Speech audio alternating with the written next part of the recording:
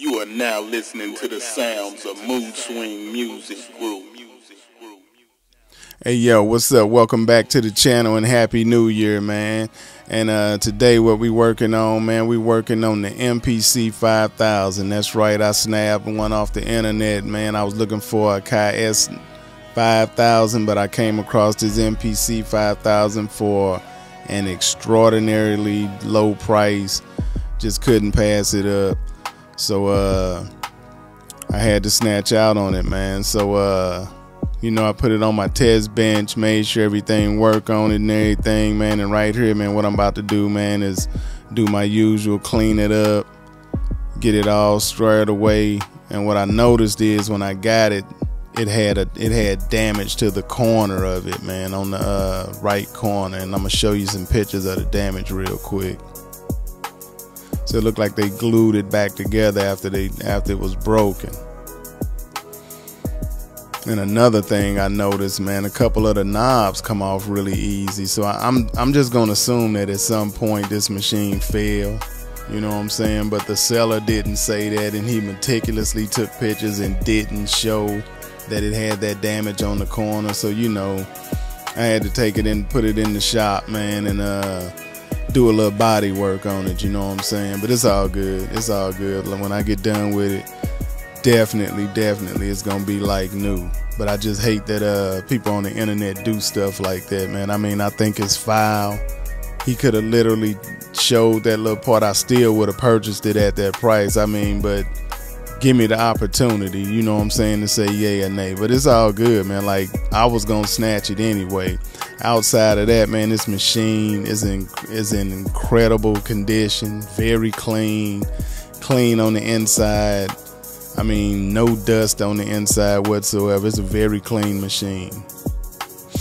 And right here, man, I'm just basically taking it apart, man. And right here, I'm laying some down so I can turn it on its face and actually get all the screws out the bottom. Now, this thing ain't like the other MPCs, man. This thing got 100 screws in it. I mean, it got screws everywhere. I don't know what they was thinking when they put it together, but man, it got screws everywhere. Just to get inside of this thing is a job, as you can see, man. I mean, I'm literally having to take every screw out of the bottom, every screw out of the back, every screw out of that front bezel, just to get that front bezel off. It's like 6 or 7 screws in it. I mean, there's screws everywhere in that baby, man. But you know, I mean, no screws are missing on it. That's a plus too. I hate when I get equipment and got screws, used equipment with screws missing. So everything looked good, man. Other than that corner piece that looked like it fell on that corner and got a little damage. But like I say, we gonna take that to the Gold Mine Body Shop and get that on point. The other thing I noticed, man, like the MPC 5000 logo on the front got a few scratches on it, but later on in the video, I'm gonna show you what I did about that too. I got that pretty much squared away. I'm good at stuff like that. I can make cosmetics. I can make cosmetic fixes all day on stuff like this. I mean, it's too easy.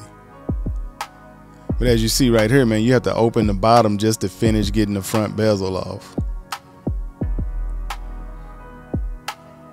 And then that front bezel got like some little lips on it that stick into the, as you see, I got it off right there. But yeah, man, right here, man, you know, I'm just taking it apart, man. You know, I don't use used equipment in my studio without going through it thoroughly.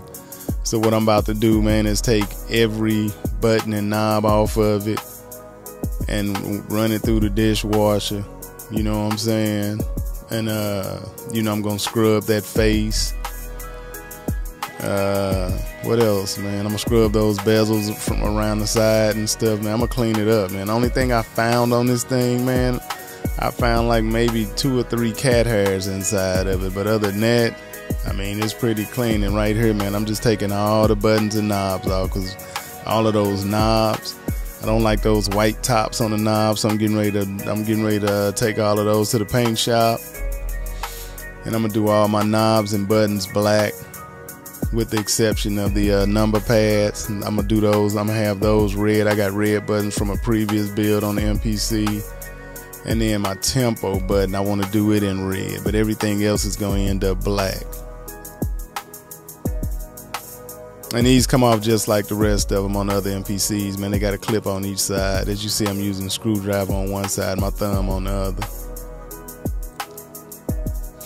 And I'm gonna get all these babies off of here, man. It's gonna be time to get all this stuff cleaned up. You know, you gotta do the detail cleaning on this, man. You don't want no finger crud left behind, man, from somebody else using the equipment. I like my equipment to be clean, and I like it to feel like it's mine. I don't like it to feel like I'm using a used piece of equipment. So, you know how I do in my studio, man. I don't have no dirty equipment. That's one of my pet peeves, and I don't have no damaged equipment. So, we finna put this baby through the ringer, man, and get him right. He's gonna be 100 when we get done with him.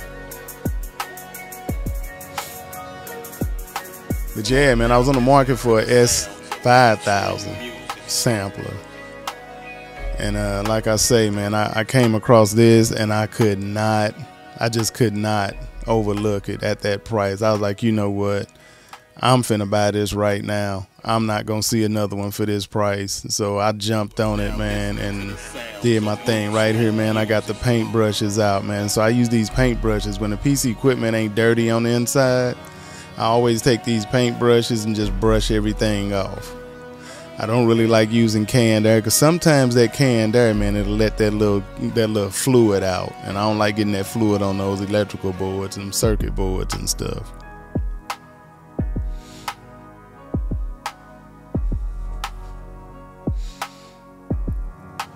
So yeah, right here, man, I'm just going through it, man, just basically brushing any debris out of there, out of those contacts and stuff, and just cleaning everything up, being real meticulous about it, making sure there's nothing left in there.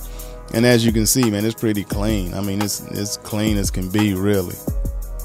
And right here, man, those sliders are a little touchy, so I got some of this contact spray. I don't have any for the sliders left because I used it all on my mixer, but this will work. This is just as good. So I put a little bit in those sliders, those Q links, and I'm just gonna slide them back and forth until they sliding good, easy, and smooth. They was kind of tight, you know, and faders get tight like that when they dirty, you know what I'm saying? And a piece of equipment like this, it ain't new, it's pretty old, so you know it should have some dust built up in there. So man, I just went ahead and sprayed them babies out and moved them back and forth.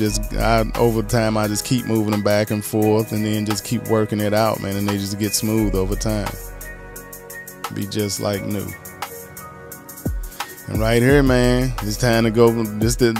I told you I was putting everything in the dishwasher, and here we go. I'm the dishwasher. So what I do, man, I take a toothbrush to all of those buttons. I let them soak for a while, and I take a toothbrush and clean them all up. I also take the toothbrush to the front bezel of these MPCs when I clean them, man. So right there, I'm just wetting it down. Then I get me some dishwashing liquid, some Dawn to cut the grease, because they normally greasy from all the fingers and stuff on them. And man, I'm just gonna go over it and clean this baby up, man. It's just like brushing your teeth, man. Don't miss nothing.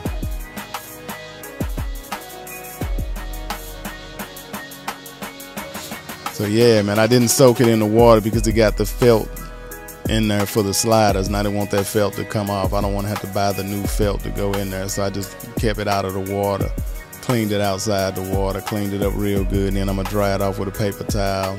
Man, it looked like new. This bezel has no damage on it, with the exception of that corner that the seller didn't tell me about. But like I said, we're gonna get that corner laced up.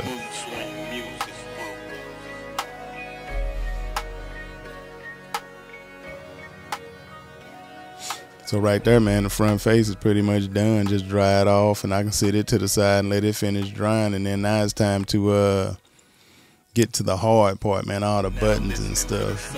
After I do these bezels, the buttons take the longest, man, because you pretty much have to do every little crevice on them because they have a lot of little dirt and debris on them. And as you can see here, man, I'm getting all the bezels cleaned up. That don't take but a second. I'm gonna take those babies, clean them up, dry them off, and then lay them to the side and let the rest of the water just leak off of them, because by the time I'm ready for them, they'll be good and dry. I clean those drum pads even though I'm not gonna reuse them.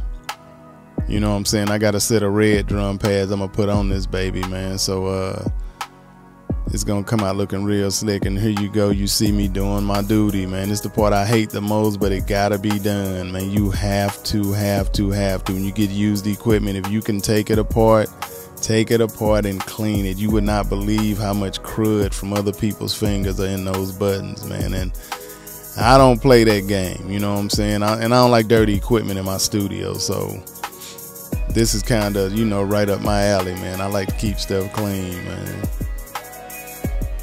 Plus, I'm trying to see which one of these, out of these buttons, which ones I'm gonna keep using. So right here, man, I'm about to do my touch up on the front face, man, where I told you got some scratches on it.